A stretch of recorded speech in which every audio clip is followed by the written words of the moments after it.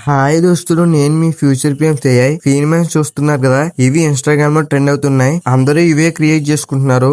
మీకు కూడా ఈ ఇమేజెస్ నచ్చితే క్రియేట్ చేసుకోవాలి అనుకుంటే ఈ వీడియో చివరి వరకు చూడండి.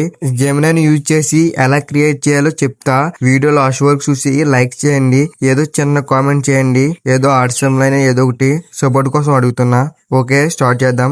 డిస్క్రిప్షన్ లో అయితే టెలిగ్రామ్ ఛానల్ లింక్ ఇచ్చాను. అక్కడ క్లిక్ చేసి డైరెక్ట్ ఎక్కడికి వస్తారు. ఫోటో ఏమైనా క్లిక్ చేసి గట్టిగా నొక్కి పెట్టుకుంటే టెక్స్ట్ అయితే కాపీ అవుతుంది. కాపీ అయ్యాక క్రోమ్ అయితే ఓపెన్ చేయండి. క్రోమ్ లో జెమినీ AI అని సెర్చ్ చేయండి. ఫస్ట్ వస్తుంది, దాన్ని క్లిక్ చేయండి. వెబ్సైట్ అయితే ఓపెన్ అవుతుంది. అక్కడ ప్లస్ సింబల్ ఉంటుంది, దాని మీద క్లిక్ చేయండి. ఇప్పుడు అప్లోడ్ ఫైల్ మీద క్లిక్ చేయండి. అక్కడ ఫొటోస్ ఉంటుంది, దాని మీద క్లిక్ చేయండి.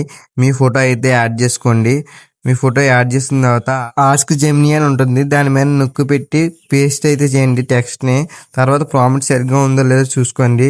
అప్పుడు సెండ్ అయితే చేయండి. అదే ఇమేజ్ జనరేట్ చేస్తుంది.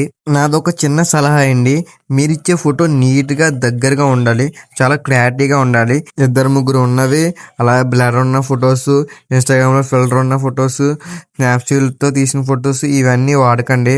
మీరు క్లారిటీగా ఉంటేనే ఫోటో ఎలా జనరేట్ అవుతుంది, ఎంత క్లారిటీగా వస్తుంది అనమాట. ఇప్పుడు సెట్ కలర్ ఎలా చేంజ్ చేయాలో చూద్దాం. ఇందాక కాపీ చేసిన టెక్స్ట్ ని మళ్ళీ ఇక్కడ పేస్ట్ చేయండి. అక్కడ సెట్ కలర్ ఉంటుంది, అక్కడ సెట్ కలర్ దగ్గర బ్లూ అని ఉంటుంది. ఆ బ్లూని తీసి నేను ఎగ్జాంపుల్ గా రెడ్ అని ఇస్తున్నాను. చూడండి, రెడ్ అని ఇచ్చి సెండ్ చేయండి. అదే ఇమేజ్ జనరేట్ చేస్తుంది. ఈ లోపల వీడియోకి అయితే లైక్ చేయండి, ఏదో చిన్న కామెంట్ చేయండి, నాకు సపోర్ట్ కింద ఉంటుంది అనమాట. ఇమేజ్ అయితే జనరేట్ అయ్యింది. చూడండి, రెడ్ కలర్ కింద మారింది, ఇందాక బ్లూ కలర్ కింద ఉంది. ఇప్పుడు ఇమేజ్ మీద క్లిక్ చేస్తే డౌన్లోడ్ ఆప్షన్ అయితే వస్తుంది. దాని మీద క్లిక్ చేసి డౌన్లోడ్ చేసుకోండి, డైరెక్ట్ గ్యాలరీలోకి వస్తుంది.